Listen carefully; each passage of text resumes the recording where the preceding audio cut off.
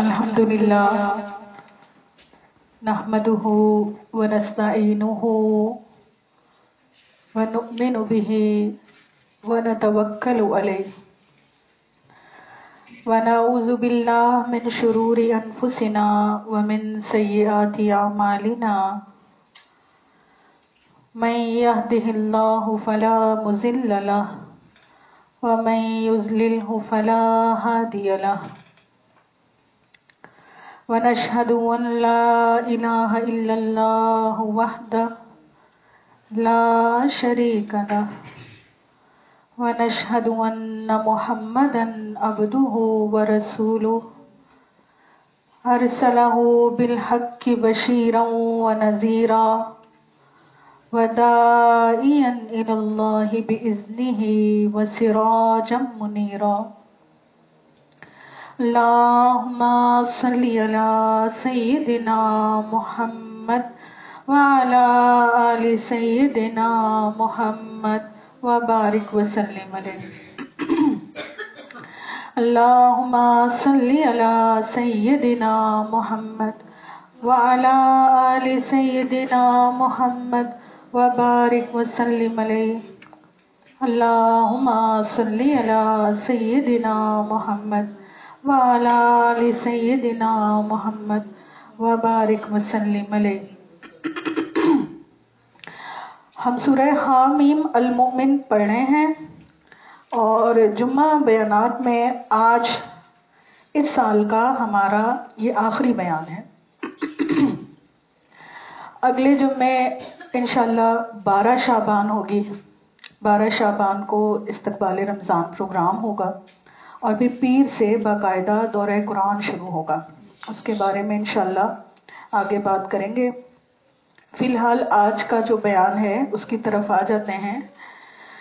سورہ مومن ہے، مکی سورہ ہے، اور مکی صورتوں کے اندر اللہ تعالیٰ نے جو آخرت کا منظر کھینچا ہے، وہ منظر ایسا منظر ہے کہ انسان اگر دل کی آنکھوں سے اس کا تصور باندھے نا تو انسان کے رونگٹے کھڑے ہو جاتے ہیں۔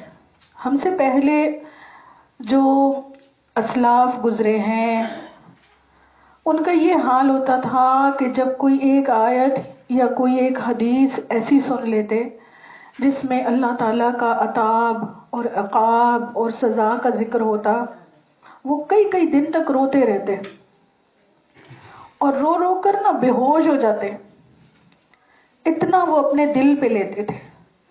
آج ہم پورا قرآن پڑھ جاتے ہیں، الحمد سے والناس پڑھ جاتے ہیں، کئی کئی بار پڑھ جاتے ہیں، لیکن ہماری عملی زندگی کے اندر اتنی سی بھی تبدیلی نہیں آتی، اتنی سی بھی تبدیلی۔ ہم 1.5 گھنٹے کا بیان سن لیں، اس میں نصیحتیں سن لیں، آیتیں سن لیں، حدیثیں سن لیں، لیکن جیسے ہی اٹھ کے جاتے ہیں عملی زندگی کے اندر کوئی شخص اپنے غصے کو کنٹرول کرنے کے حق میں نہیں، کسی کو معاف کر دینا، درگزر کرنا کسی کی زیادتی کے ساتھ، یہ ٹیمپرامنٹ ہمارا نہیں بنتا۔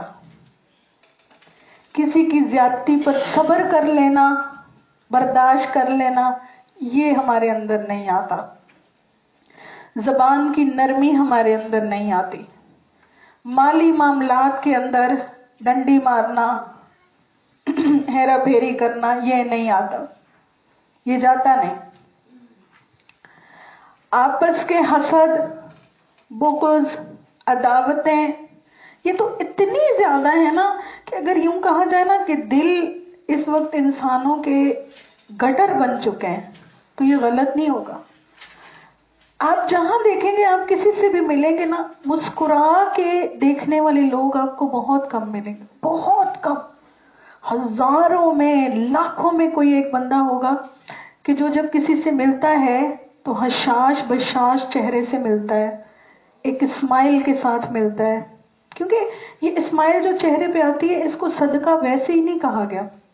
اسمائل چہرے پہ اسی بندے کی آتی ہے جس کا دل دوسروں کی برائی سے پاک ہو، بغض سے، عداوت سے، تکبر سے پاک ہو۔ اور جس کے دل میں اپنا ہی تکبر ہو، میں تو بڑی چیز ہوں، تعلی،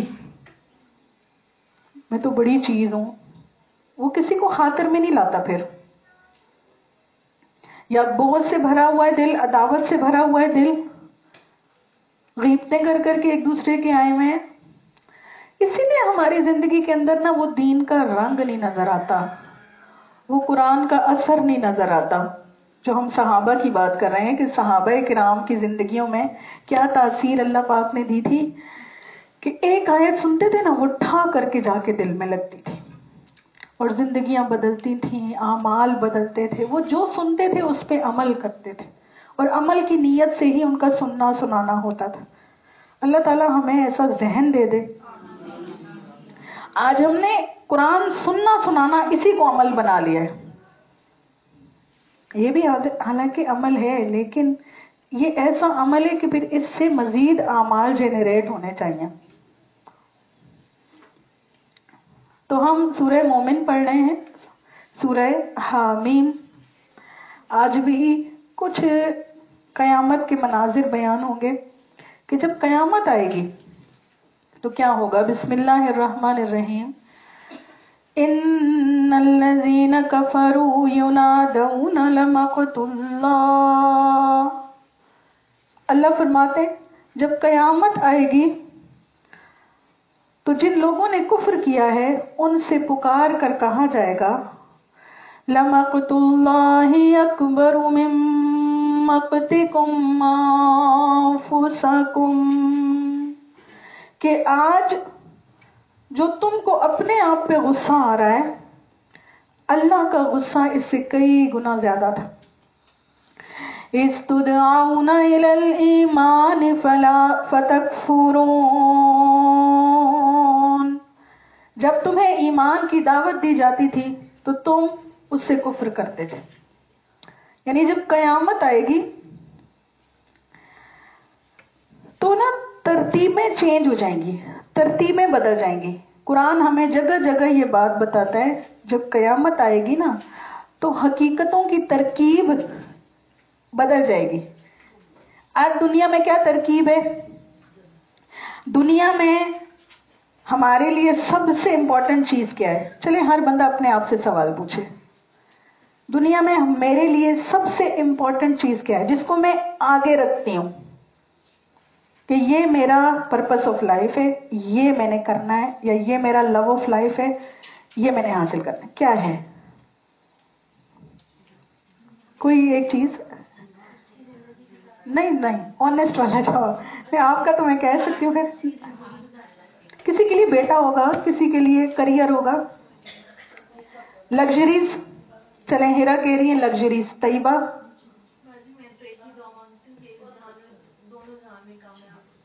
نہیں وہ ٹھیک ہے آپ کی بات، وہ تو الحمدللہ مجھے پتا ہے آپ سب قرآن کے اسٹوڈنٹ ہو، یہ تو ہماری وش ہے. میں یہ کہہ رہی ہوں آپ کی زندگی میں وہ کون سی ایسی چیز ہے جس کے گرد آپ کی ساری ایفرٹس گھومتی ہیں؟ بچے، گھر. ہم صبح اٹھتے ہیں تو سب سے پہلی فکر ہمارے سامنے کیا ہوتی ہے؟ گھر کی صفائی کریں، یہ راشن ختم ہو گیا یہ لانا ہے، فلاں چیز ختم ہوگی وہ لانی ہے، عید آنے والی بچوں کی چیزیں کرنی ہے. ٹھیک ہے، بچوں کی خواہشیں پوری کرنی ہے چاہے جیسے مرضی ہو. ہماری پہلی فکر یہ ہوتی ہے نا. یہ ساری چیزیں جب ہو جاتی ہیں اس کے بعد کہیں ٹائم ملتا ہے تو پھر نماز اور قرآن اور وہ ہماری ترجیحات میں ٹاپ پر نہیں آتی، نیچے کہیں جا کے آتی ہیں. ٹھیک ہے.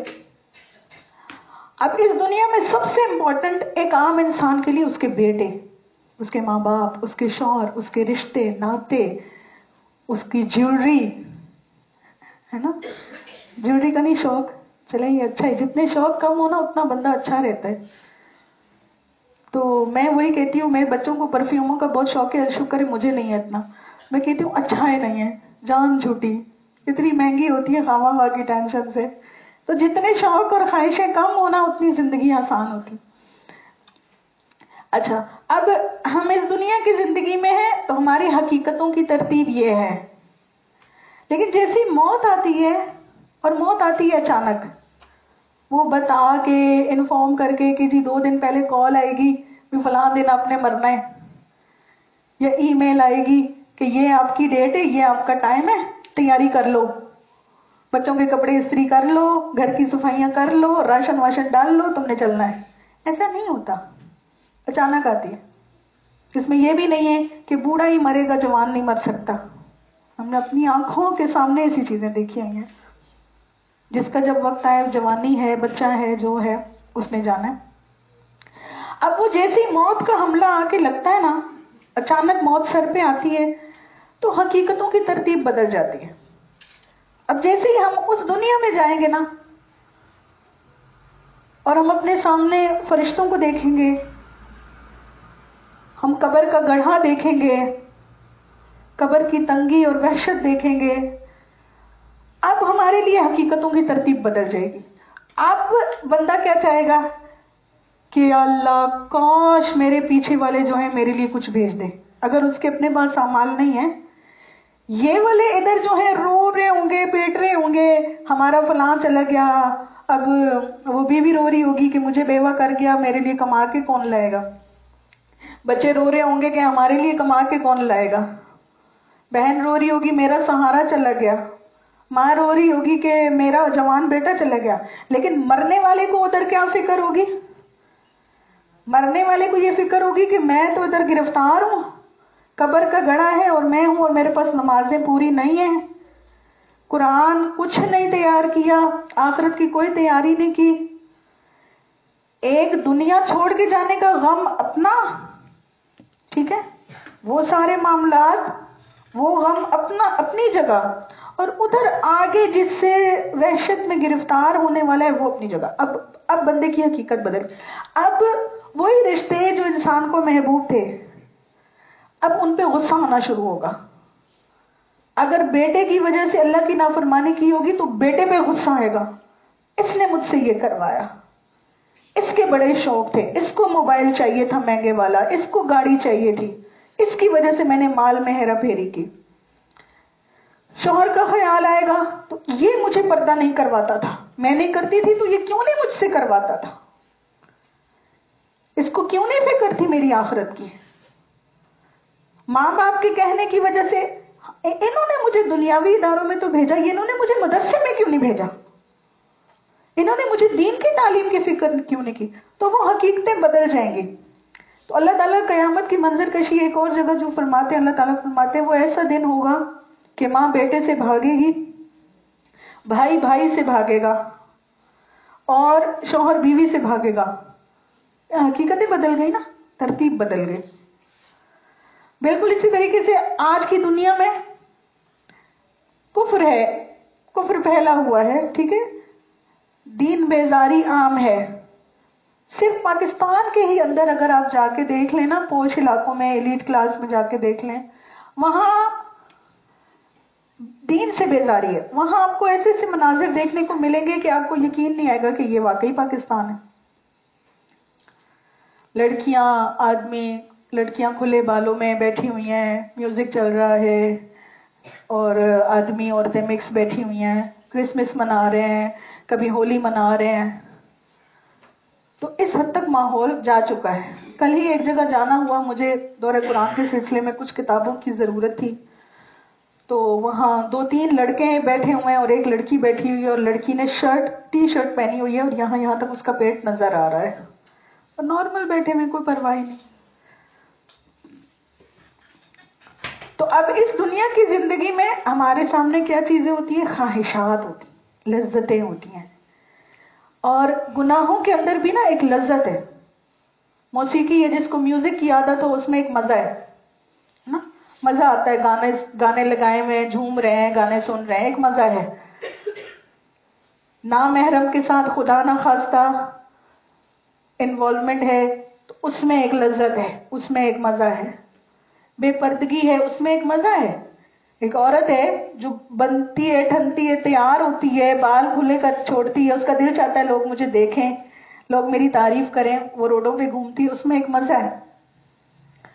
لیکن جیسے ہی موت کا حملہ ہوگا اور وہاں قبر میں اللہ تعالیٰ کے سامنے حضوری ہوگی، تو جو کافر ہوگا نا، جنہوں نے دنیا میں اپنے ایمان کی فکر نہیں کی، تو اللہ تعالیٰ اس سے فرمائیں گے، اب اس کو نہ کافر کو اپنے اوپر غصہ آئے گا، ایک پچھتاوا نہیں ہوتا، احساس ندامت کہ میں نے یہ کیوں نہیں کیا، مجھے 50 سال 60 سال کی عمر ملی تھی، میں نے کیوں نہیں غور و فکر کیا، وہ میرے سامنے تو وہاں سے دعوت بھی آئی تھی، مجھے تو فلاں لوگ قرآن کے لیے بھی بلا رہے تھے، مجھے تو میرے ہاتھ میں تو وہ کتاب بھی لگی تھی، میں نے کیوں نہیں پڑھا۔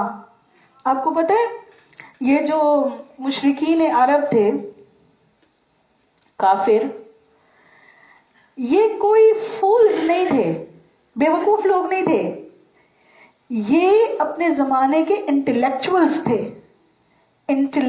تھے اور ادبی شخصیات تھے۔ یہ لوگ شاعریاں لکھتے تھے، یوں سمجھے کتابیں لکھتے تھے، ان کا بچہ بچہ شعر کہتا تھا، اور دنیا کے میدان میں یہ لوگ اتنے ذہین تھے،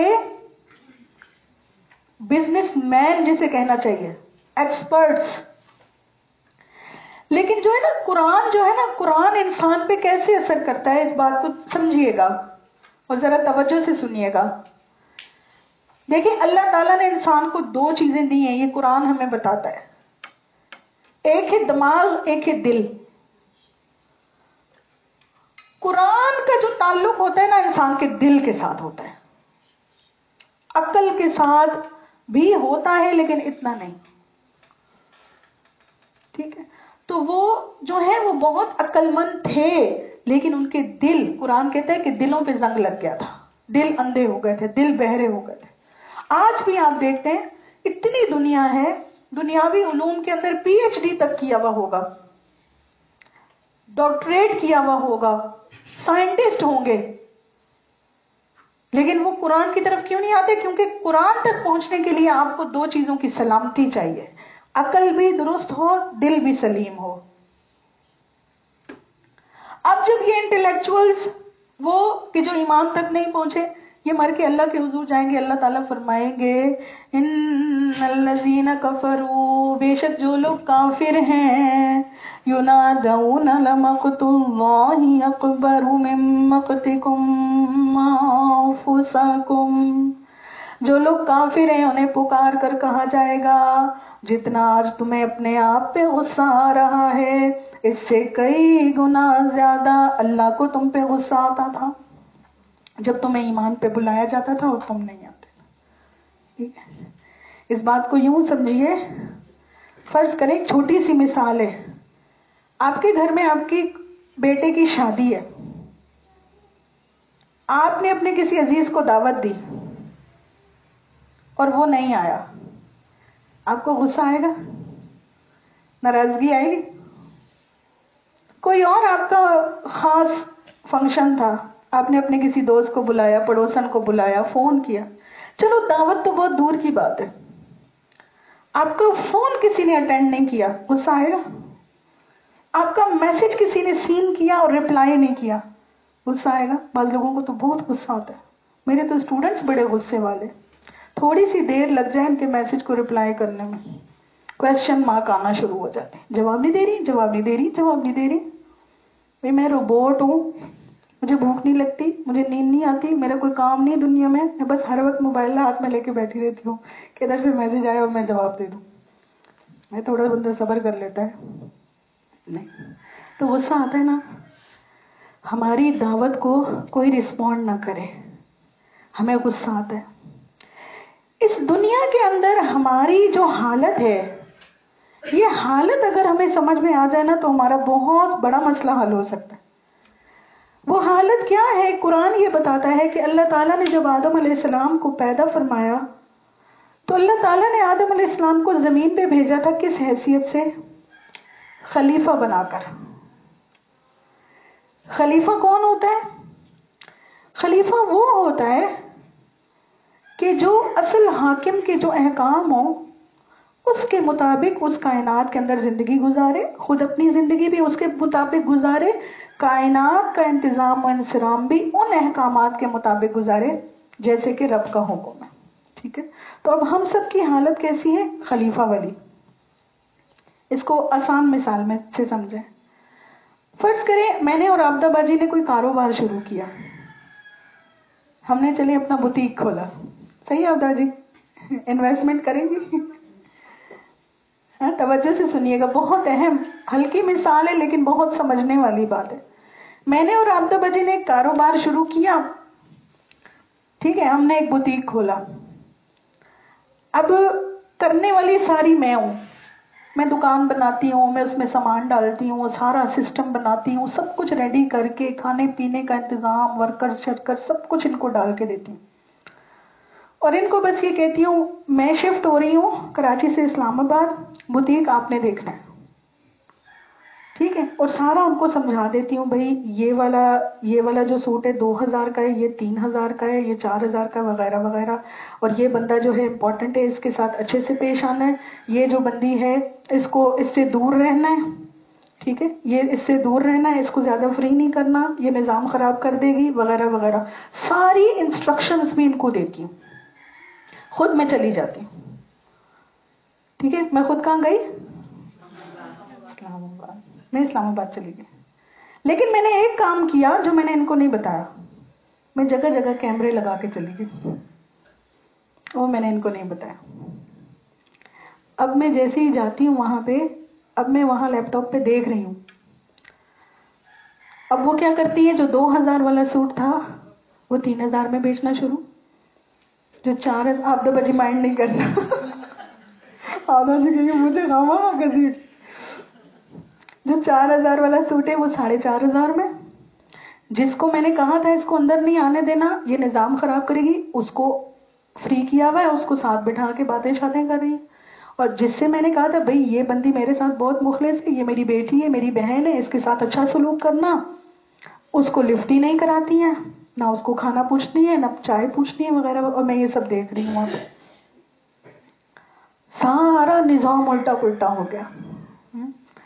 اور کسی دن اچانک میں ان کے سامنے آ جاتی ہوں, کام کرنے کا جو ٹائم ہوتا ہے اس میں سو جاتی ہیں, بندے آئے ہوئے ہیں, خریدار آئے ہوئے ہیں, وہ سو رہی ہیں. اچانک میں ان کے سامنے آ جاتی ہوں, تو سوچیں اس وقت جو ان کی حالت ہوگی مجھے اچانک دیکھ کر,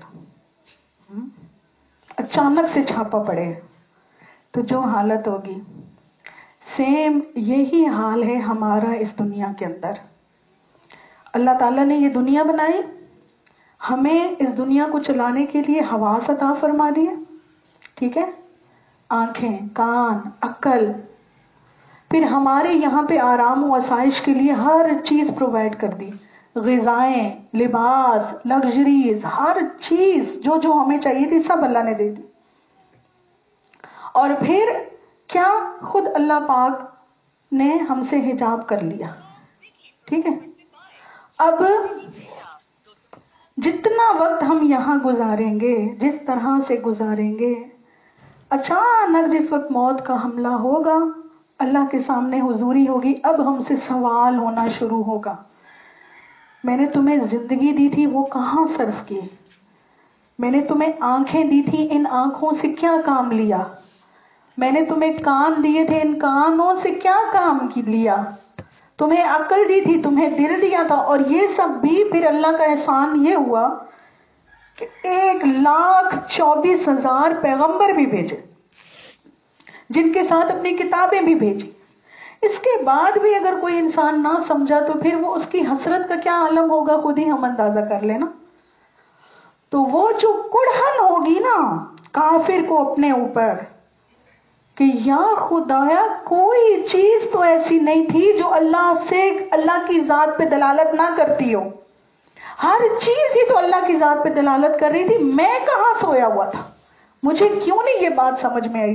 تو اس وقت اپنے آپ پہ آئے گا غصہ, اور ایسا غصہ آئے گا کہ قرآن یہ کہتا ہے کہ کافر کو اپنے آپ پہ اتنا غصہ آئے گا کہ وہ اپنا ہاتھ چبانا شروع کرے گا, اور چباتے چباتے یہاں کوہنی تک کھا جائے گا, یہ پورا ہاتھ اپنا چبا جائے گا. اتنی کڑھن.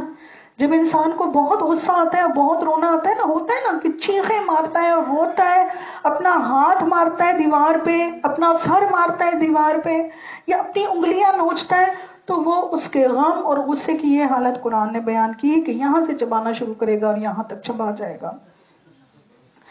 اور اللہ پاک نے کیا فرمایا، جتنا غصہ ان کو آج قیامت والے دن ہوگا نا، اس سے زیادہ غصہ اللہ کو تب آتا تھا کہ جب ان کو ایمان کی دعوت دی جاتی تھی اور وہ نہیں آتے تھے.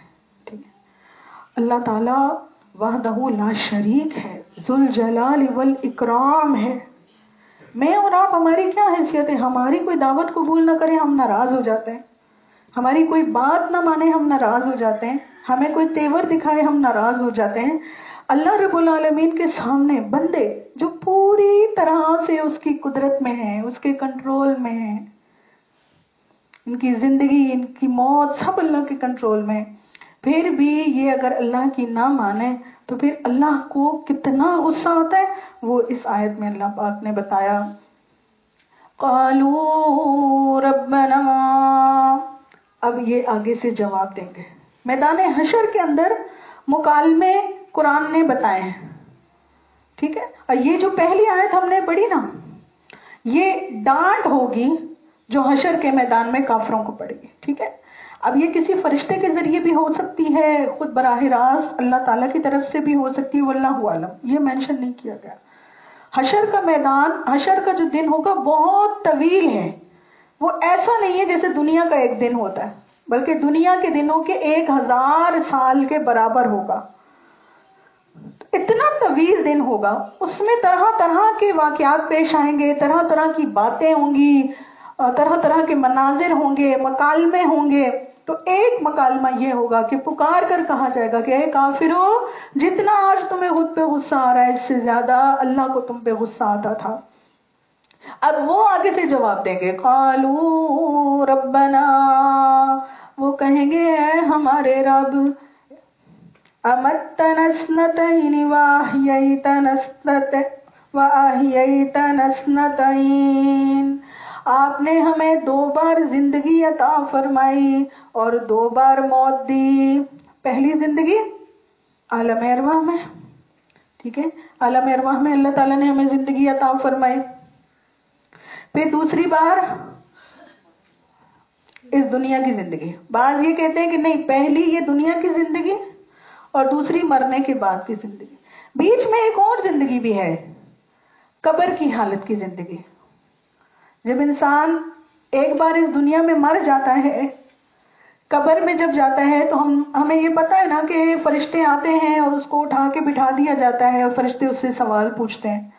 تو بعض علماء نے کہا ہے کہ اس سے وہ زندگی مراد ہے جو قبر کی زندگی ہے، کیونکہ قبر کے اندر بھی عذاب ہونا ہے، اور عذاب کا تحقق تو تبھی ہوگا جب زندہ ہوگا. اگر پھر سے مر جائے تو پھر عذاب کیسا؟ اور ہمارا یہ عقیدہ ہے کہ قبر کے اندر بھی قبر کا جو عذاب ہے یہ برحق ہے.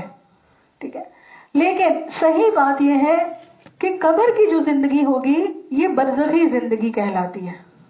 ٹھیک ہے، اصل جو زندگی نا وہ ایک یہ دنیا کی زندگی ہے، اور ایک جو مرنے کے بعد میدان حشر میں جب کھڑا کیا جائے گا، جب روحوں کو جسموں سے باقاعدہ ملایا جائے گا. برزخی زندگی میں کیا ہوتا ہے؟ برزخی زندگی میں روح جسم سے جدا ہوتی ہے، لیکن روح کا ایک تعلق جسم سے باقی رہتا ہے، ایک کنیکشن ہوتا ہے. ٹھیک ہے، اب اس کی کیا نوعیت ہے اور وہ کیسے ہوتی ہے یہ اللہ ہی کو پتا ہے، اس کی کیفیت کیا ہوتی ہے. مجھے جہاں تک سمجھ میں آتا ہے وہ ایسے سمجھ میں آتا ہے جیسے آپ دیکھیں ہم جب سو رہے ہوتے ہیں، زندہ تو ہم اس وقت بھی ہوتے ہیں نا، لیکن خواب میں ہم جو کچھ دیکھ رہے ہوتے ہیں وہ خواب بھی کتنا زیادہ قوی ہوتا ہے. کبھی کبھی اتنا قوی ہوتا ہے کہ اگر خواب میں آپ کوئی چیز کھاتے ہیں تو اس کا ذائقہ بھی آپ کو محسوس ہوتا ہے. کہیں آپ کو چلتے چلتے ٹھوکر لگے تو وہ ٹھوکر کا درد بھی آپ کو محسوس ہوتا ہے، اور ایسے لگ رہا ہوتا ہے جیسے یہ کوئی دوسری زندگی شروع ہو گئی ہے، حالانکہ وہ زندگی نہیں ہوتی، وہ خواب ہوتا ہے. تو واللہ عالم اسی طرح کی کوئی کیفیت ہوگی قبر کے اندر. تو وہ کہیں گے اے ہمارے رب، آپ نے ہمیں 2 بار زندگی دی اور 2 بار موت دی.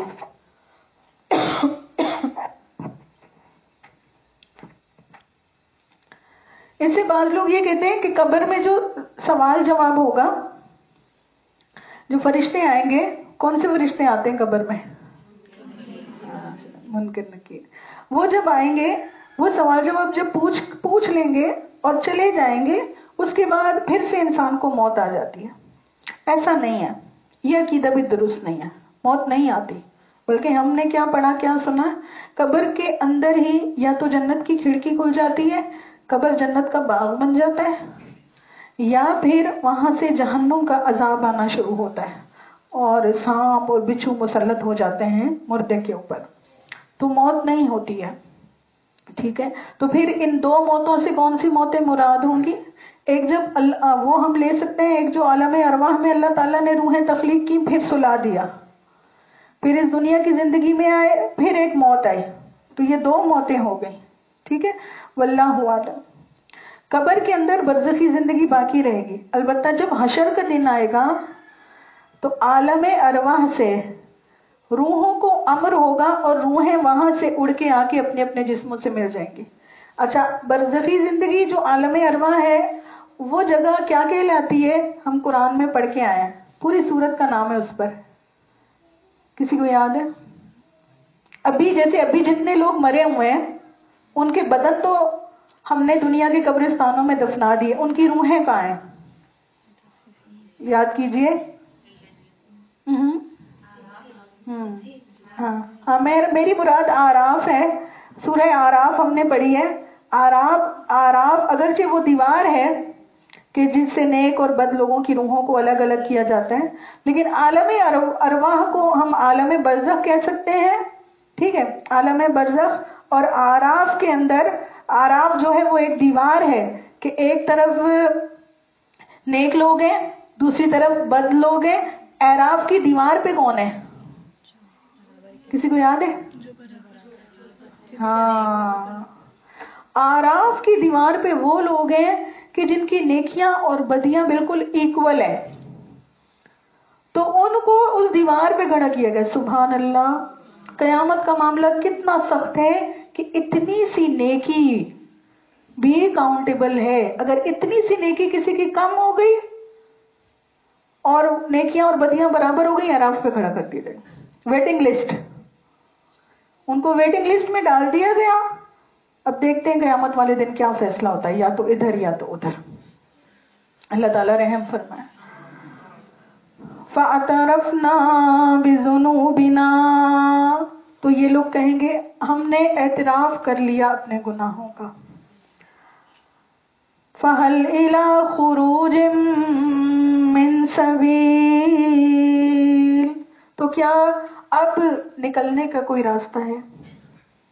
ये जो हालत है ना, एतराफ ज़ंब, गुनाहों का एतराफ, ये नहीं बनती दुनिया में, ये दुनिया में नहीं बनती। ये जिसकी दुनिया में बन जाए ना, वो कामयाब है। दुनिया में कोई हमें कह के तो देखे कि आप में ये गलती है, आपने ये बात ठीक नहीं की, या मुझे ऐसा लगता है कि आपके अंदर तकब्बुर आ रहा है, मुझे ऐसा लगता है कि आप इस मामले में दूसरे पर ज्यादती कर रहे हैं, मुझे ऐसा लगता है कि आपकी रूहानी हालत अब वैसी नहीं रही। कोई हमें कह के तो देखे, हम उसका गिरबान ना पकड़ लें। लेकिन कयामत वाले दिन अच्छे तरीके से इदराक भी हो जाएगा, एतराफ भी हो जाएगा। अल्लाह ताला ऐसे हमें हमारे अमाल दिखाएंगे ना, और हमें ऐसे हमारा बातिन हमारे सामने कर देंगे वीडियो फिल्म की तरह, कि मानने के सिवा कोई चारा ही नहीं होगा। एक हदीस है, हजरत अबू हुरैरा रज़ी अल्लाह ताला अन्हु से मरवी है, कोई शख्स आया हजरत अबू हुरैरा रज़ी अल्लाह ताला अन्हु के पास,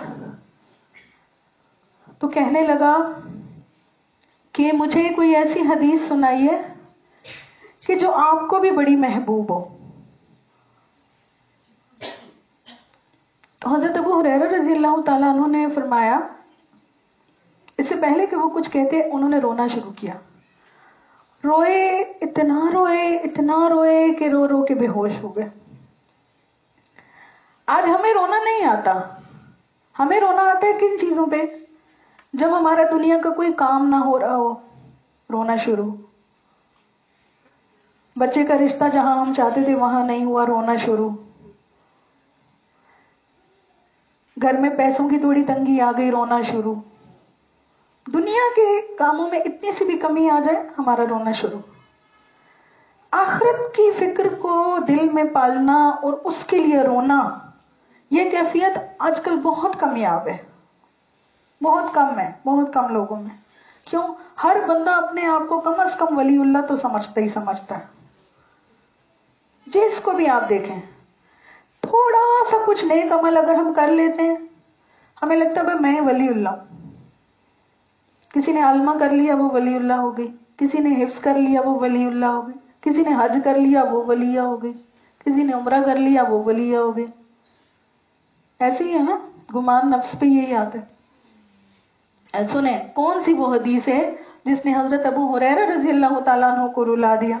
हजरत अबू हुरैरा रजी अल्लाह तआला अन्हु वो सहाबी हैं जो नबी अलैहिस्सलाम के साथ इतनी कसरत से रहे हैं, इतनी कसरत से रहे हैं कि उनको जितनी हदीसें पता होती थी उतनी किसी और सहाबी को नहीं पता होती। और लोग कभी पूछते भी थे कि दीगर सहाबा तो इतनी हदीसें नहीं सुनाते जितनी आप सुनाते। तो वो फरमाते कि असल में मैं हर वक्त नबी अलैहिस्सलाम के साथ रहता था, घर में, बाहर, सफर में, मैं साथ साथ रहता था। तो जितने आपके उमूर मेरे सामने आए उतने दूसरे सहाबा के सामने नहीं आए। तो फरमाते, हदीस ऐसी है, नबी अलैहिस्सलाम ने फरमाया जब कयामत आएगी तो सबसे पहले जिन 3 लोगों को अजाब के लिए खड़ा किया जाएगा, उसमें सबसे पहला जो होगा वो आलिम दीन होगा। आलिम दीन को लाया जाएगा, वो जो लोगों को दर्स देता था, वो जो लोगों को हदीसें सुनाता था, लोगों को अच्छी अच्छी बातें सिखाता था, उसको लाया जाएगा और उसे खड़ा किया जाएगा। आंटी कहती है सुभान अल्लाह। अभी बात हमारी चल रही है ना, अभी आगे और दूसरी आएगी है। जालिमों मेरे हक में दुआ मांगा करो, अल्लाह मुझे इसमें ना करे। ये हदीस मैं खास तौर पे क्यों ला रही हूँ? क्योंकि हमारा बड़ा सालाना प्रोग्राम होने वाला है। उससे पहले हम सब की नीयतें दुरुस्त हो जाएं, मेरी भी और आपकी भी। तो अल्लाह उसको खड़ा करेगा। अल्लाह कहेगा बता दुनिया की जिंदगी में क्या करके आया? वो कहेगा या अल्लाह मैं तो बहुत पढ़ा, दीन सीखा, लोगों को सिखाया, दर्स किया, दौरे कुरान किए, फलां फलां फलां। तो अल्लाह फरमाएगा ये सब कुछ तूने मेरे लिए थोड़ी किया था, ये सब तो तूने इसलिए किया था कि लोग तुझे बड़ी आलिमा समझे, लोग तेरी वाह करें, तेरी तारीफें करें, तुझे गिफ्ट्स दिया करें। ये तो तू इसलिए करती थी।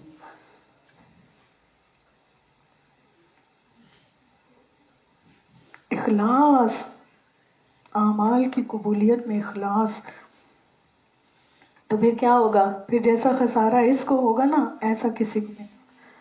मुझे याद है मैं जब स्कूल में थी तो एक होता है ना, एक बच्चा होता है जो बहुत लाइक फाइक होता है, और एक बच्चा होता है जिसको आदत होती है रोज ही मार पड़ती रहती है। तो जो लाइक फाइक बच्चा हो ना, उसे जब सजा मिले ना, उसे दुख भी ज्यादा होता है। मैंने पहली क्लास से लेकर तकरीबन 7th क्लास तक हमारी एक ही टीचर थी। हम गवर्नमेंट स्कूल में पढ़ते थे, चेंज भी हुई होंगी, लेकिन वो टीचर, उस टीचर ने मुझे पहली से लेकर 5वीं तक पढ़ाया। और मैं अल्हम्दुलिल्लाह लाइक स्टूडेंट होती थी।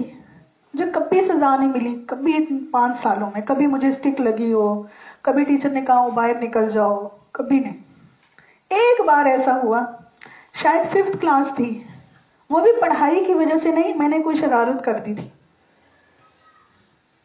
तो टीचर ने मुझे कहा कि थाइमा गेट आउट, निकल जाओ क्लास से। अल्लाह, वो जो था ना मेरे लिए कि वो जो एक मॉनिटर है जो पूरी क्लास को डंडे भी मार देती थी। टीचर को जब मारना होता था, टीचर मुझे कह देती थी जाओ सबको 2-2 डंडे लगाओ। वो जो पूरी क्लास को कंट्रोल करती है, जो टीचर की फेवरेट है, जो मॉनिटर है, जो हमेशा फर्स्ट आती है, उसको बाहर निकाल दिया। और वो लड़कियां जिनको मैं डंडे लगाती थी, उनके सामने मेरी जो इंसल्ट हुई, हालांकि टीचर ने भी ना मारा ना कुछ, ना बस क्लास से बाहर जाओ। اتنی مجھے اپنی انسلٹ محسوس ہوئی کہ میں آج تک اس کو نہیں بھولی. تو جو جتنے اونچے مقام کا ہوتا ہے نا، اس کے لیے پھر تھوڑی سی تکلیف بھی بہت ہو جاتی ہے. تو وہ لوگ جو دنیا میں ایک عزت انجوائے کر کے گئے، ایک مقام، ایک مرتبہ انجوائے کر کے گئے، ہے نا. اور یہاں صرف بات علماء کی نہیں ہو رہی، ہر وہ بندہ، دیکھیں ہر بندہ دنیا میں صاحب عزت ہے نا.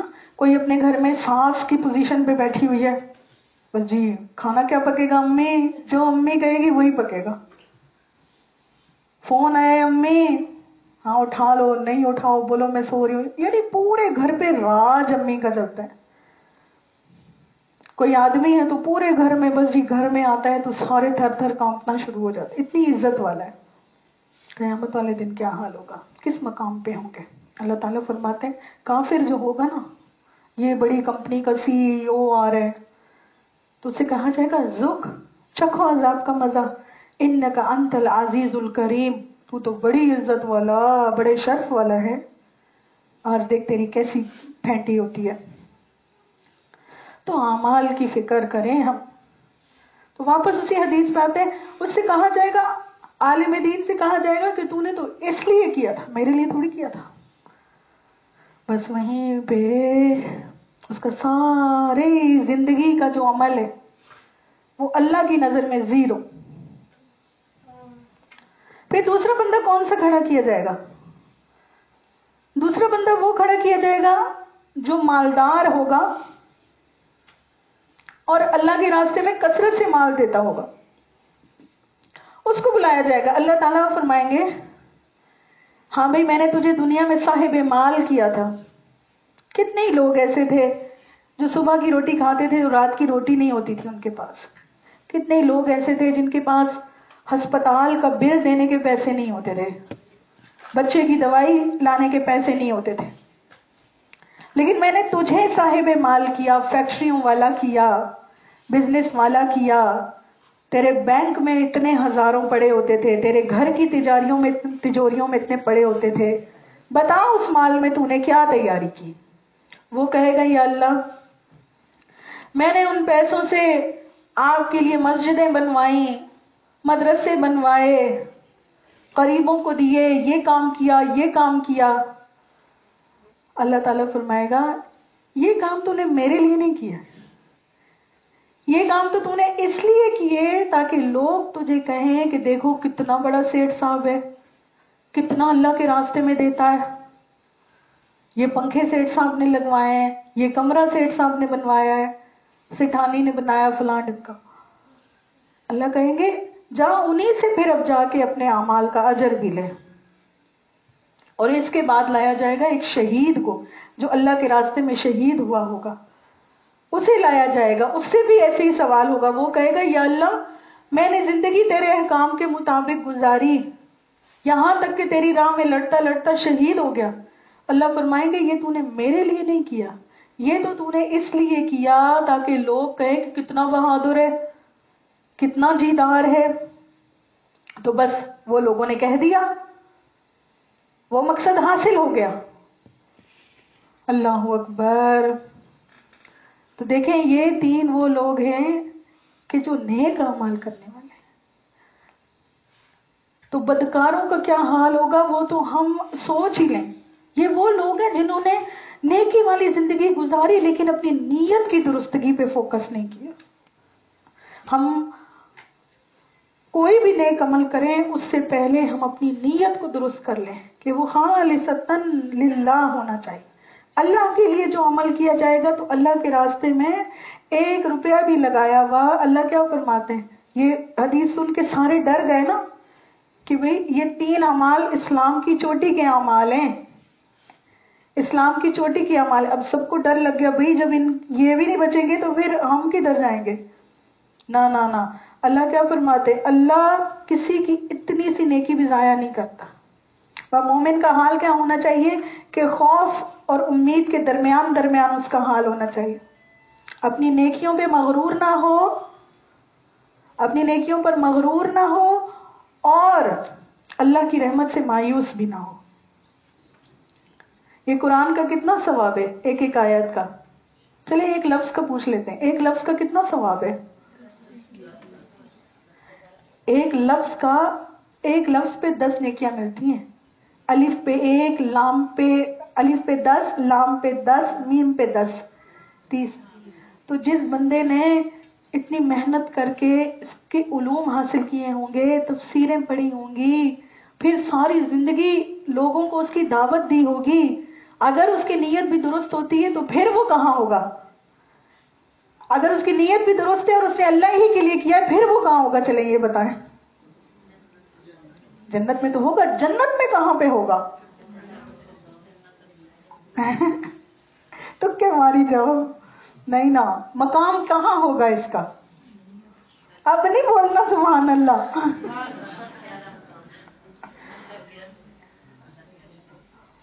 پھر اس کا مقام کہاں ہوگا کہ نبیوں کے بعد جو درجہ ہے نا وہ علماء کا درجہ ہے. اتنا اللہ نبی علیہ السلام تو دنیا میں ہی بشارت دے کے گئے. آپ فرما کے گئے العلماء ورثۃ الانبیاء، ہے نا. کتنی بڑی بات ہے، کتنی بڑی بات ہے. آج اگر میں مرتی ہوں، میں اپنی وراثت کس کو دوں گی؟ اپنے بچوں کو دوں گی. میری وراثت میرے بچوں پہ جائے گی. لیکن نبی علیہ السلام اپنی وراثت کس کو دے کے گئے؟ علماء کو دے. العلماء ورثۃ الانبیاء. سبحان اللہ. تو آپ سب نے حق کے قرابت یہ ادا کرنا ہے اور کچھ نہیں. حق کے قرابت یہ ادا کرنا ہے کہ دعا میں کنجوسی نہیں کرنی. میرے لیے دعائیں سب نے کرنی ہے، ٹھیک ہے انشاءاللہ.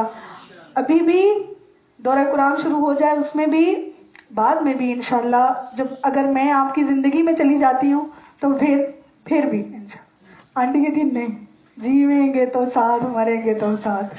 ہاں آنٹی، ہاں نہیں پتہ نہیں کس کی جلدی آئے، مجھے بھی اپنے ساتھ جلدی نہ لے جانا، ایسی دعا نہیں مانگنی. اللہ تعالی ہم سب کو اخلاص کی دولت عطا فرمائے. اخلاص وہ گوہر ہے. اخلاص گوہر ہے. آپ نے اخلاص کے ساتھ جو بھی کیا، اللہ کے راستے میں مال دیا، اخلاص کے ساتھ دین کا علم حاصل کیا، لوگوں کو دین کا علم سکھایا، جو بھی نیکی کی وہ مقبول ہے. تو کافر اس دن کہے گا فَاعْتَرَفْنَا بِذُنُوبِنَا، یا اللہ ہم نے اعتراف کر لیا. تو میں یہ کہہ رہی تھی کہ اپنے گناہوں کا اعتراف ہو جانا اس دنیا کے اندر یہ بڑی کامیابی. وہ کہتے تھے نا، علماء نے بڑی پیاری بات لکھی ہے، فرماتے اپنا احتساب خود کر لو اس سے پہلے کہ تمہارا احتساب کیا جائے. ٹھیک ہے، اپنا حساب آپ خود لیں، کیونکہ جب فرشتے حساب لیں گے نا تو وہ تو بال کی کھال اتارتے ہیں. ٹھیک ہے، اپنا حساب انسان خود کرے. رات کو سونے سے پہلے، اب تو رمضان آ رہا ہے، اب تو احتساب کا وقت ہے. ٹھیک ہے، رمضان کی تیاری ایسے کرنی ہے جیسے کوئی حج کی تیاری کرتا ہے یا عمرے کی تیاری کرتا ہے. کوشش کرنی ہے رمضان سے پہلے اپنے حقوق اللہ کے معاملات، حقوق العباد کے معاملات جس حد تک ہو سکے انسان ان کو کلیئر کر لے. تو اپنا احتساب خود کیجیے. کیا آج اگر آپ مر جائیں، آپ کے نامہ اعمال میں سے کوئی بندہ ایسا تو نہیں نکلے گا جس کا حق آپ کے اوپر ہو؟ ذرا سوچئے. میں اگر آج مرتی ہوں، اللہ نہ کرے، اللہ لمبی زندگی دے، مثال بیان کرے، اگر کوئی آج کے دن مرتا ہے تو وہ سوچے کہ میں جب مر جاؤں گی تو میرے مرنے کے بعد کون کون خوش ہوگا. یہ ایک بہت بڑا فارمولہ میں نے آپ کو، کون کون خوش ہوگا جس کو آپ کو لگتا ہے کہ میں مر جاؤں گی تو یہ بڑی خوش ہوگی. وہ خطرناک بندہ ہے. وہ جو آپ کے مرنے سے خوش ہوگا نا وہ خطرناک بندہ ہے. کیسے؟ کیونکہ آپ کے مرنے پہ وہی خوش ہوگا جو آپ سے دنیا میں خوش نہیں ہے، جس کو آپ نے ستا کے ضد کیا ہوا ہے وہ خوش ہوگا، جس کا جینا آپ نے حرام کیا ہوا ہے، جس کی راتوں کی نیندیں حرام ہوئی ہیں، جو راتوں کو روتی ہے آپ کی وجہ سے، جو اللہ کے آگے شکایتیں لگاتی ہے آپ کی، وہ جو آنسو ہے نا وہ بڑے خطرناک ہوتے ہیں، وہ نامہ اعمال کی ساری نیکیاں ہماری بہا کے لے کے جانے والے ہیں۔ اگر میری اور آپ کی وجہ سے کوئی انسان اللہ کے آگے رو پڑتا ہے تو پھر آپ اپنا دورہ قرآن اور اپنے نماز کی فکر کر لیجئے، وہ صحیح نہیں ہو رہا۔ قرآن اترا ہی نہیں ابھی تک دل میں، نماز ہوئی نہیں ہماری کبھی صحیح، تو خود چیک کیجئے آپ کے مرنے کے بعد کون کون خوش ہوگا اور سکھ کا سانس لے گا، اور کون ہے جو واقعی آپ کو مس کریں گے، آپ کے غم میں روئیں گے، جن کو آپ کی کمی محسوس ہوگی۔ تو جیسے شروع میں بات ہوئی تھی نا، وہ اسمائلنگ فیس، کسی کو دیکھ کے ایک مسکرا دینا، وہ کہتے ہیں، میں نے بڑی اچھی بات پڑھی تھی، کہتے ہیں بعض لوگ شفا کی طرح ہوتے ہیں، جیسے میڈیسن ہوتی ہے نا، میڈیسن ہمیں کہیں درد ہو تو ہم پیناڈول لیتے ہیں، ٹھیک ہو جاتے ہیں، ایسے بعض لوگوں کے اندر اللہ تعالیٰ نے ایسی تاثیر رکھی ہے کہ وہ شفا ہوتے ہیں، ان سے کوئی تھوڑی دیر بات کر لے نا، بندے کو سکون مل جاتا ہے، بندہ اپنے غم بھول جاتا ہے۔ کیا ہم نے اپنی زندگی میں کسی روتے ہوئے کو کنسول کیا ہے، یا ہم بس میک اپ ہی کرتے رہے ہیں؟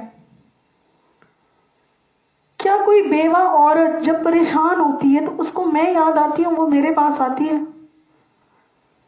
کسی کو کچھ ضرورت ہوتی ہے، اس کو میں یاد آتی ہوں، میرے پاس آتی ہے؟ چلیں اگر میں کسی کی مالی مدد نہیں کرتی، ایٹ لیسٹ میں اس قابل ہوں کہ کوئی مجھ سے اپنا دکھ، اپنی پریشانی شیئر کرے اور اسے یقین ہو کہ یہ میری بات آگے جا کے نہیں کرے گی۔ کیا ہماری پرسنالٹی ایسی ہے؟ اگر نہیں ہے نا تو پھر ہم کچھ بھی نہیں ہیں، ہم میں کوئی خیر نہیں ہے، کیونکہ نبی پاک صلی اللہ علیہ وسلم کی سنت کیا ہوتی تھی؟ نبی پاک صلی اللہ علیہ وسلم کی سنت کیا ہوتی تھی؟ آپ حد درجہ شفیق اور مہربان، آپ رحمت للعالمین بندوں کے ساتھ۔ ہمارا تو اپنے گھر میں معاملات نہیں ٹھیک، اپنے اہل خانہ کے ساتھ معاملات نہیں ٹھیک۔ مجھے یاد آیا، میں ذکر کر دوں، میں نے ایک خواب دیکھا تھا، پتہ نہیں گروپ میں کس کس نے سنا ہے؟ آپ نے سنا ہے؟ اور کسی نے سنا ہے؟ جنت القرآن میں نے بھیجا تھا، سنا ہے؟ چلے میں وہ بعد میں سنا دیتی ہوں، ابھی کیونکہ ہم لوگ لائیو بھی ہیں تو میں بعد میں سنا دیتی ہوں، ابھی جو اس خواب کا جو مقصد تھا وہ میں بتا دیتی ہوں۔ شوہروں کے ساتھ زبان درازی، شوہر پہ زبان چلانا، یہ اتنا سخت گناہ ہے، اتنا سخت گناہ ہے۔ نبی پاک صلی اللہ علیہ وسلم نے فرمایا تھا مفہوم حدیث کہ اگر ایک آدمی کے سر سے لے کر پیر تک پیپ پڑی ہو اور بیوی اس کو چاٹ لے تو بھی شوہر کا حق نہیں ادا ہوا، ٹھیک ہے؟ تو شوہروں کے ساتھ زبان چلانی اور زبان درازی کرنی، اس سے ہم عورتیں باز آ جائیں، شوہروں کے حقوق کو پہچانیں۔ اعتراف ذنب، اس پہ کافی بات ہو چکی یا مزید ضرورت ہے؟ ہمیں اپنی غلطیوں کا احساس ہو، ہمیں اپنے گناہوں کا احساس ہو۔ فَاعْتَرَفْنَا بِذُنُوبِنَا، اس دن کافر کہیں گے، اس دن فاسق کہیں گے، یا اللہ ہم نے اپنے گناہوں کا اعتراف کر لیا۔ فَهَلْ إِلَىٰ خُرُوجٍ مِّن سَبِيلٍ، تو کیا اب باہر نکلنے کا کوئی راستہ ہے؟ اور اس دن تو باہر نکلنے کا کوئی راستہ نہیں ہوگا، نہیں ہو۔ ہمارے پاس بس یہی مہلت ہے، جو زندگی کے ایام اللہ پاک نے ہمیں دیے ہیں، اس میں جو کر لیا سو کر لیا۔ ذَلِكُمْ بِأَنَّهُ إِذَا دُعِيَ اللَّهُ وَحْدَهُ كَفَرْتُمْ، جواب ملے گا یہ اس وجہ سے ہے کہ جب دعوت دی جاتی تھی اللہ کی وحدانیت کی تو تم انکار کر دیتے تھے۔ وَإِن يُشْرَكْ بِهِ تُؤْمِنُوا، اور اگر اس کے ساتھ شریک بنائے جاتے تھے تو تب تم مان لیتے تھے۔ فَالْحُكْمُ لِلَّهِ الْعَلِيِّ الْكَبِيرِ، تو فیصلہ آج اللہ کے اختیار میں ہے، جو العلی ہے، برتر ہے، الکبیر ہے، بڑا ہے۔ اللہ تعالیٰ بندوں کے سامنے اپنی بزرگی، اپنی برتری کو ظاہر فرمائیں گے۔ هُوَ الَّذِي يُرِيكُمْ آيَاتِهِ وَيُنَزِّلُ لَكُم مِّنَ السَّمَاءِ رِزْقًا وہی تو ہے جو آسمان سے تمہارے لیے رزق نازل فرماتا ہے. وما یتذکر الا من ینیب، اور سبق حاصل نہیں کرتا مگر وہ جو اللہ کی طرف رجوع کرنے والا ہو. ینیب، ینیب کہتے ہیں، منیب کہتے ہیں ایسے بندے کو جو اللہ کی طرف رجوع کرتا ہے. ٹھیک ہے، اللہ کی طرف رجوع کرتا ہے. رجوع کس کو کہتے ہیں؟ بندے سے غلطی ہو جائے بندہ لوٹ آئے، بندے سے گناہ ہو جائے بندہ واپس آ جائے. نماز رہ گئی ہے آپ اس کو قضا کر لیں. ٹھیک ہے، میں بچیوں کو اکثر کہتی ہوں، بچیاں اگر آپ لوگوں کی نمازیں پوری نہیں ہوتی، اگر آپ کو لگتا ہے کہ عشاء کی نماز میں 4 فرض 2 سنت 2 نفل 3 وتر پھر 2 نفل سب پڑھنا پڑے گا، آپ لیسٹ سے شروع کیجئے. ٹھیک ہے، آپ 4 فرض 3 وتر پڑھ لیں، آپ اس سے شروع کریں. ظہر میں 4 فرض پڑھ لیں، مغرب میں 3 فرض پڑھ لیں. یہ میں عادت ڈالنے کے لیے کہہ رہی ہوں. شروع میں اگر مشکل لگتا ہے نا، بھاری لگتا ہے، 3 فرض 4 فرض مشکل نہیں ہوتے. وضو اپنا مینٹین رکھیں، اس وضو سے جیسی نماز کا وقت داخل ہو فوراً سے اول وقت میں نماز پڑھ لیں، فرائض ادا کر لیں. پھر جیسے جیسے آپ کی عادت بن جائے، آپ کو نماز میں مزہ آنے لگ جائے، نماز آپ کے لیے آسان ہو جائے، پھر آپ سنت موقدہ ایڈ کرنا شروع کریں، پھر آپ نوافل ایڈ کرنا شروع کریں. فَادْعُوا اللَّهَ مُخْلِصِينَ لَهُ الدِّينَ، تو اللہ کو پکارو عبادت خالص اس کے لیے کر کے. وَلَوْ كَرِهَ الْكَافِرُونَ، اگرچہ کافر کتنا ہی برا مانے. رفیع الدرجات ذو العرش، وہ بلند درجوں والا ہے، عرش کا مالک ہے. ٹھیک ہے، کافروں سے خطاب ہے. تو کافر اللہ کا شریک بناتے ہیں کس کو؟ گائے کو، بندر کو، حقیر چیزوں کو. تو اللہ تعالیٰ نے ان کو اپنی عظمت یاد دلائی. اللہ تعالیٰ کون ہے؟ رفیع الدرجات. رفیع الدرجات کا کیا مطلب؟ ذرا اپنے اوپر آسمان کو دیکھیں کبھی. جب یہ آیت نازل ہوئی نا الحمدللہ رب العالمین، تو صحابہ نے پوچھا یا رسول اللہ صلی اللہ علیہ وسلم کیا اس جہان کے علاوہ اور بھی جہان ہے؟ اور جو یہ آیت ہے نا کہ اللہ نے 7 آسمان بنائے اور 7 زمینیں بنائیں، تو بعض لوگ آج یہ کہہ رہے ہیں کہ ہو سکتا ہے، ہم تو یہ سمجھتے ہیں نا کہ زمین ہے، زمین کے نیچے بھی دوسری زمین ہے، پھر نیچے دوسری زمین ہے. ایسا تو نہیں ہے، سائنٹیفکلی بھی ایسا نہیں ہے نا. تو بعض لوگ کہتے ہیں کہ ہو سکتا ہے کہ یہ جو آسمان ہماری زمین کے اوپر ہے، اب اس آسمان کے نیچے پوری ایک گیلیکسی ہے جسے ملکی وے بھی کہا جاتا ہے. اتنے ستارے ہیں جن کو اگر خلا میں جا کے دیکھا جائے نا تو وہ ایک ملکی وے کی صورت بنتی ہے. تو ہو سکتا ہے جیسے یہ ہمارا ایک پورا نظام ہے، اس کے اوپر پھر پلانٹس ہوں، پھر ایسے ہی ایک گیلیکسیز کا سسٹم ہو، پھر اس کے اوپر آسمان ہو، پھر اس کے اوپر یہی سارا 7 آسمان ہو. واللہ عالم. ہو سکتا ہے ایسا ہو سکتا ہے نہ ہو. یہ کوئی قرآن و حدیث کی بات نہیں ہے، سائنسدان یہ بات کر رہے ہیں کہ یہ بھی ہو سکتا ہے، اور بالکل اس میں کوئی ایسی نہ سمجھ میں آنے والی بات نہیں ہے. رفیع الدرجات کو اگر ہم سمجھیں نا، صرف ہم دنیا کے آسمان کو ہی اگر دیکھ لیں نا، اس کی اونچائی اتنی زیادہ ہے کہ آج کے اتنے ترقی یافتہ دور کے اندر بھی سائنسدان آسمان تک نہیں پہنچے. چاند سورج تک تو پہنچ گئے، آسمان تک نہیں پہنچے. اس کی اونچائی اتنی زیادہ ہے، کسی کو نہیں پتا کہ آسمان کیا چیز ہے. آسمان دھوئیں سے بنا ہوا ہے یا اس کا میٹر کیا ہے، کسی کو نہیں پتا. تو یہ تو پہلا آسمان ہے. اس کے اوپر کے 6 آسمان، اور پھر پچھلے جمعے ہم نے پڑھا تھا عرش، کہ اللہ کے عرش کے سامنے یہ پوری کائنات ایسے ہے جیسے ایک صحرا کے اندر ایک چھلا پڑا ہوا ہو. یہ رنگ ہے، یہ کتنی چھوٹی سی ہے. بڑا سا ڈیزرٹ ہو، صحرا ہو، اور اس میں کہیں یہ پڑی ہوئی، یہ نظر بھی آئے گی؟ نظر بھی نہیں آنی، گم جائے تو ملنی بھی نہیں ہے. تو اللہ کے عرش کی عظمت اتنی زیادہ ہے. تو اللہ تعالیٰ نے فرمایا کافروں سے، پہلی دلیل اللہ پاک نے دی ذو العرش، یعنی اجسام کے اندر جو سب سے بڑا سمجھ لیں کہ سب سے بڑا ایک جسم ہے یا ایک وجود ہے، وہ اللہ کا عرش ہے. ٹھیک ہے. اور دوسری مثال اللہ نے کیا دی؟ یہ تو عالم اجسام ہو گیا. یلقی الروح، اللہ نے فرمایا کہ اللہ القا کرتا ہے روح من امرہ علی من یشاء. بس اس آیت پہ میں نے آج کی کلاس مکمل کرنی ہے. دیکھیں عالم اجسام میں اللہ تعالیٰ نے عرش کا ذکر فرمایا اور عالم ارواح میں کس چیز کا ذکر فرمایا؟ یلقی الروح من امرہ علی من یشاء. اللہ ڈال دیتا ہے روح اپنے حکم سے جس پر چاہتا ہے، من عبادہ ہی اپنے بندوں میں سے، لینذر یوم الطلاق تاکہ ڈرائے پیشی کے دن سے. یہ روح کیا چیز ہے اس کو سمجھنا ہوگا. دیکھیں ایک تو روح وہ ہوتی ہے جس کے بارے میں کلام کرنا منع ہے، لیکن اس آیت کے اندر کیا مراد ہے اس کو آپ ایسے سمجھیں کہ جیسے دیکھیں ایک ہوتا ہے نا انرجی ہوتی ہے. جیسے اب یہ لائٹ جل رہی ہے، اس کا اگر ہم بٹن بند کر دیں، بجلی ملنی بند ہو جائے تو پھر پیچھے کیا رہ جائے گا؟ بس کانچ کا ایک بال رہ جائے گا اور تو اس میں کچھ نہیں ہوگا نا.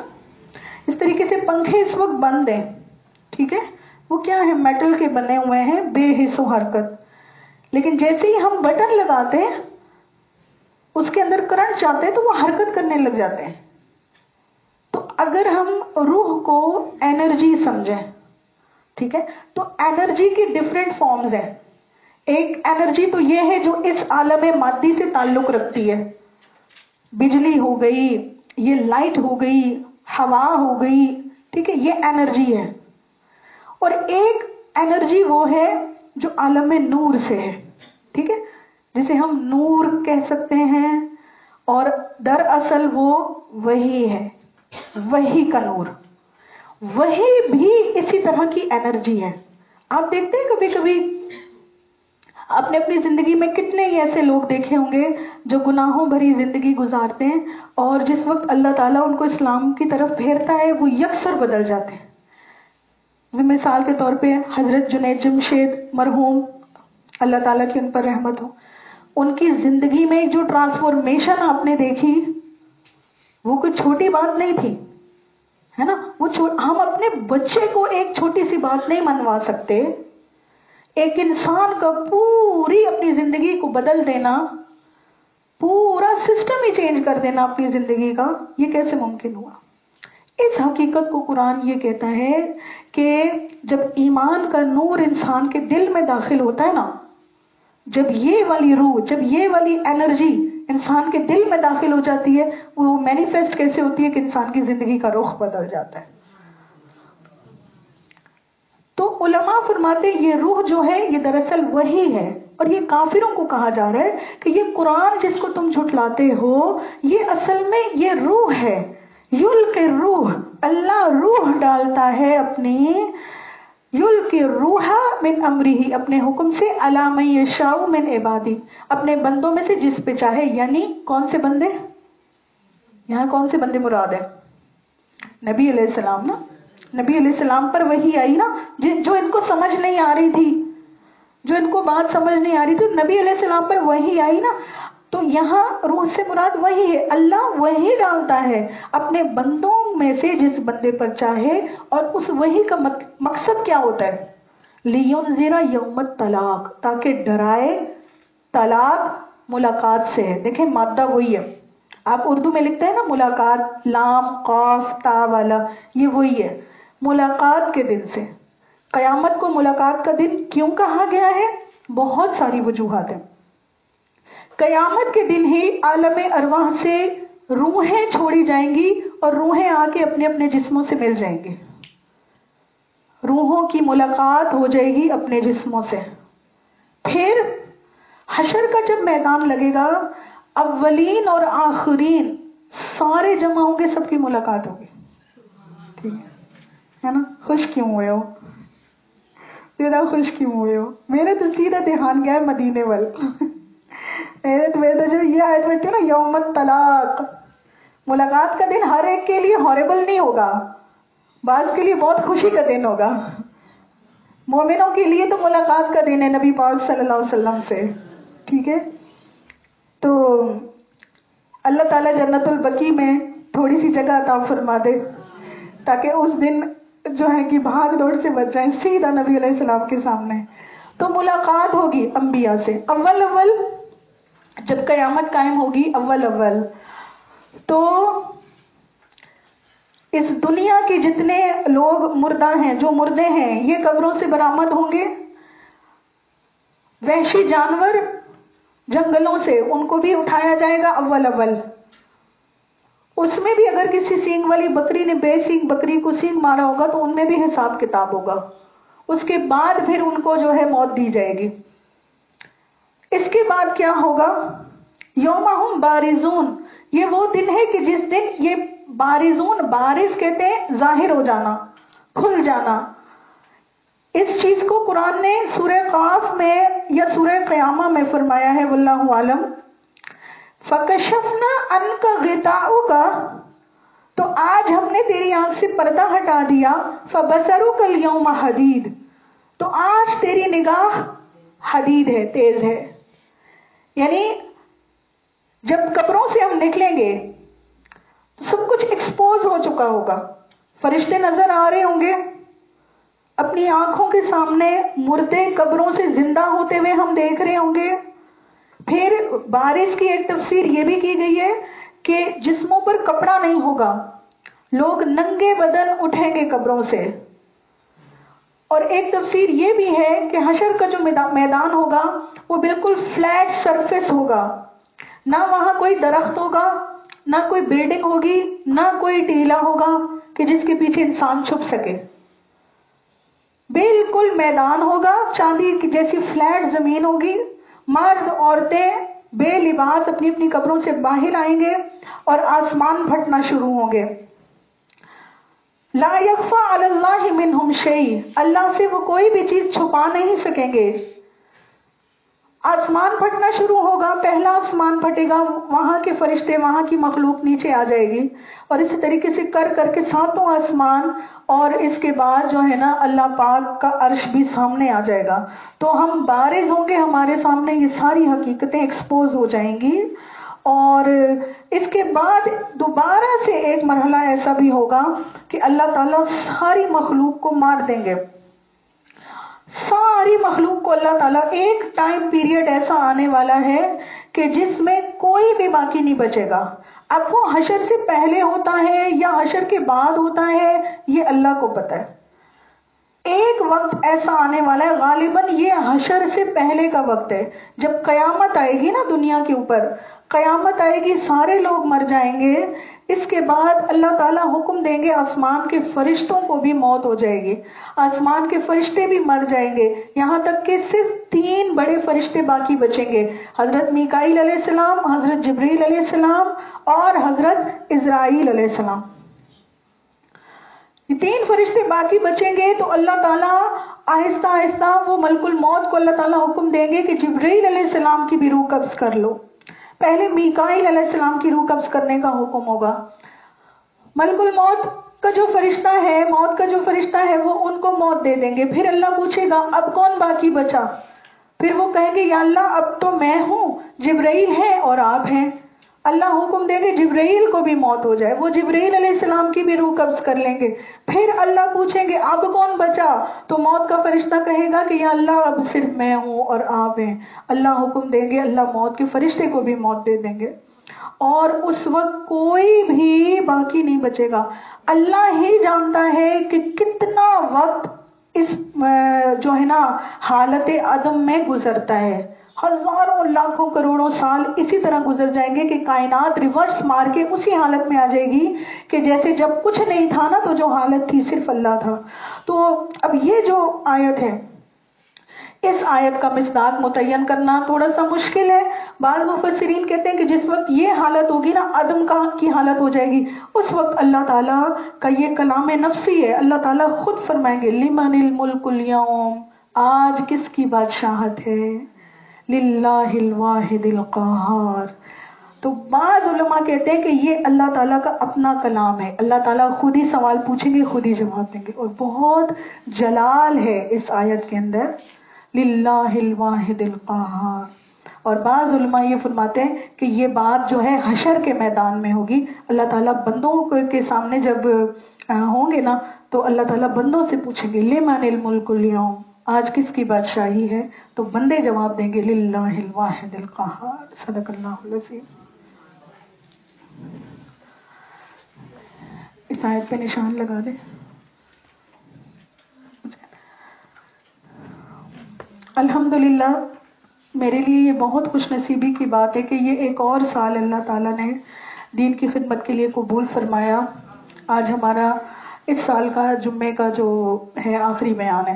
اگلے جمعے انشاءاللہ ہمارا استقبال رمضان کا سالانہ پروگرام ہوگا. انشاءاللہ اس میں نعت خوانی ہوگی، سیم ٹائم پہ ہی شروع ہوگا. نعت خوانی ہوگی، بیان ہوگا عظمت قرآن کے اوپر. ٹھیک ہے، تو اس میں سب لوگ ضرور شرکت کیجیے گا. اور 12 شعبان تقریباً بن رہی ہے.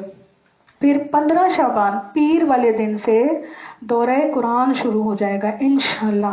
جو خواتین ابھی اس بار پہلی بار ہمیں سن رہی ہیں، پہلی بار نہیں ہے پینسل، پہلی بار ہمارے ساتھ شامل ہیں، وہ ترتیب اگر سننا چاہتی ہیں، شعبان میں 2 گھنٹے، ٹھیک ہے، صبح 10:30 بجے، یوں سمجھے صبح 10:30 بجے انشاءاللہ یہاں پہ اعوذ باللہ بسم اللہ ہو جائے گی.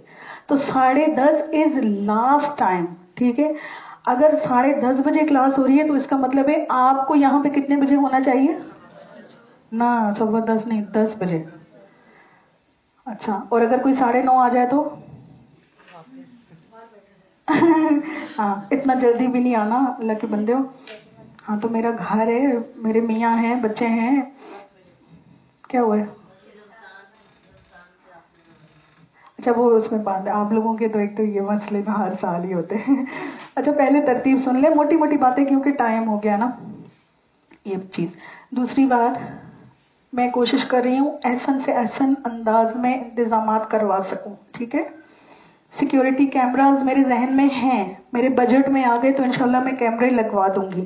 لیکن آپ نے اپنی طرف سے خود کیا کرنا ہے؟ گولڈ نہیں پہن کے آئیے گا، پیسے اپنے ساتھ زیادہ نہیں لے کے آئیے گا، موبائل مہنگے مہنگے نہیں لائیے گا.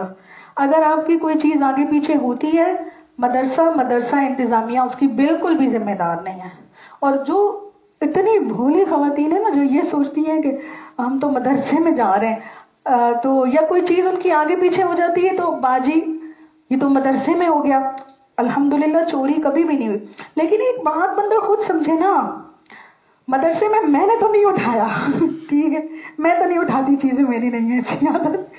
پھر یہ میری 2-3 بچیاں ہیں، مدرسے والے تو ہم ہی ہیں نا. اب باقی جو خواتین آ رہی ہیں، وہ تو کوئی بھی آ سکتا ہے نا، کوئی بھی آیا بیٹھا سونا چلا گیا. اب کسی نے کسی کی چیز خدا نہ خواستہ لے لی تو اس کے لیے میں تو ذمہ دار نہیں ہوں، ہے نا، میں ذمہ دار نہیں ہوں. تو کسی کی کوئی بھی چیز گمی، خدا نہ خواستہ چوری ہوئی، وہ جانے، اس کا کام جانے. ٹھیک ہے، مجھے کوئی نہیں پریشان کرے گا کہ میری یہ چیز آگے پیچھے ہو گئی. اور ٹائم کا میں نے بتا دیا. استقبال رمضان میں کیا کرنا ہے؟ جوڑے کی اجازت دے دوں کہ نہ دوں؟ اچھا، جوڑا پہننے کا کس کا دل کر رہا ہے؟ ہاتھ کھڑا کرو ایمانداری سے. ہیرا کا اور آنٹی کا اور آسیہ کا. مجھے پتا ہے نا جوڑوں والی کون کون ہے. بعض عورتیں ہوتی ہیں نا، ان کو جوڑوں کا ویسے ہی بڑا شوق ہے، مجھے بھی بڑا شوق ہے. ہاں جی، اجازت دوں کہ نہ دوں؟ میں پتہ ہے کیوں اجازت دیتی ہوں؟ کیونکہ یہ مدرسے والیاں جو ہیں نا، ان کو اور بھی کہیں نہیں موقع ملتا.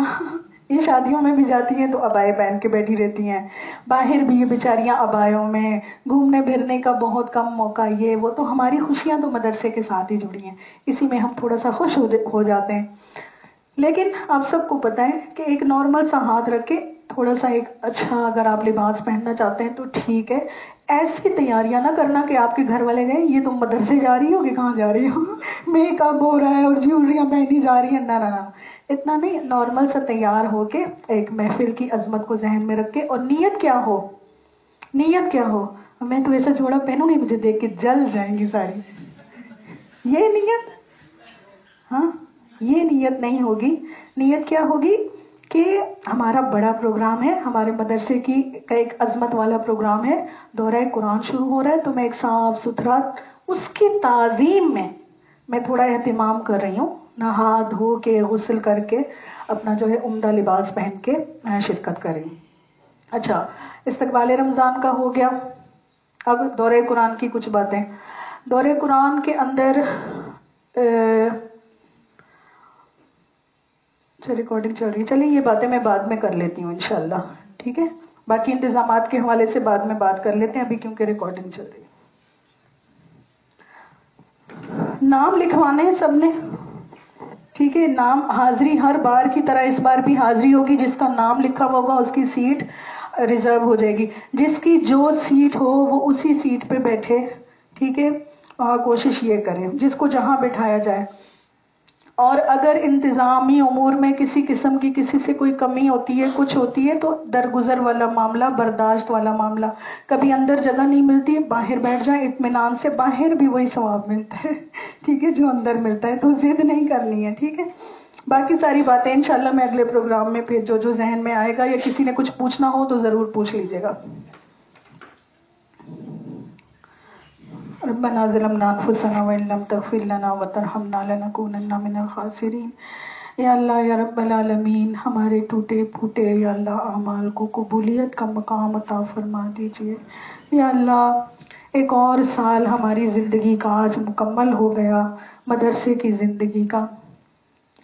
یا اللہ یہ جمعے کے بیان جو آپ کی بارگاہ میں پیش ہوئے، جو لوگ اس میں حاضر ہوئے، جن لوگوں نے خدمت کی، جن لوگوں نے صفائیاں کرنے میں، کھلانے پلانے میں، دیگر انتظامات میں یا اللہ معاونت فرمائی. یا اللہ سب کو آج کے دن مغفرت کا پروانہ عطا فرما دیجیے.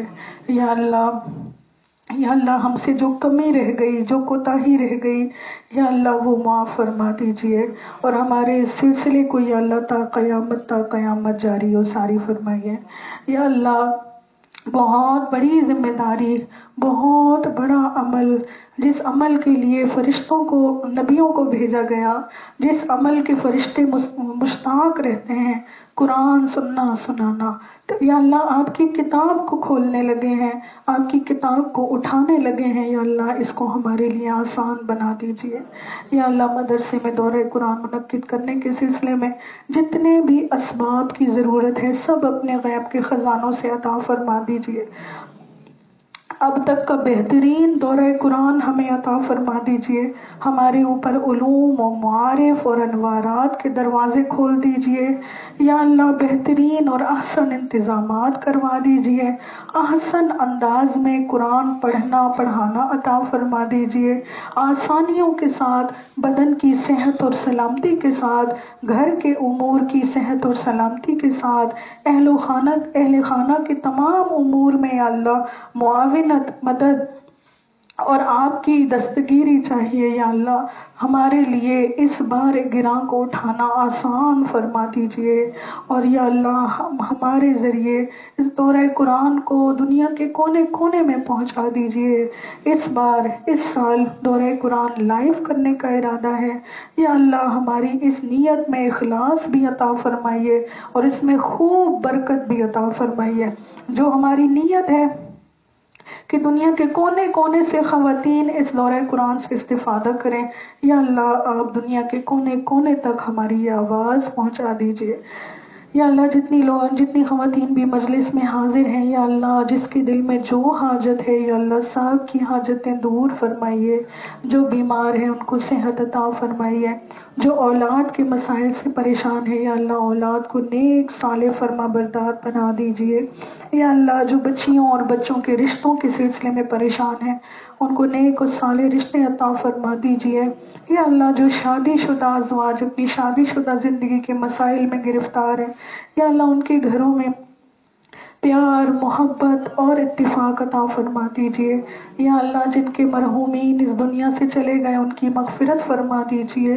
یا اللہ ان کی اہل خانہ کی اپنی بارگاہ سے یا اللہ کفالت کا بہترین انتظام فرما دیجیے. یا اللہ جن کے دل میں اس سال حج کی خواہش ہے یا اللہ سارے اسباب حج کے عطا فرما دیجیے. آسانیوں کے ساتھ یا اللہ اپنے گھر میں بار بار آنا جانا ہمارے نصیب میں لکھ دیجیے. آمین یا رب العالمین. وصلی اللہ تعالی علی محمد وعلی آلہ وصحبہ اجمعین.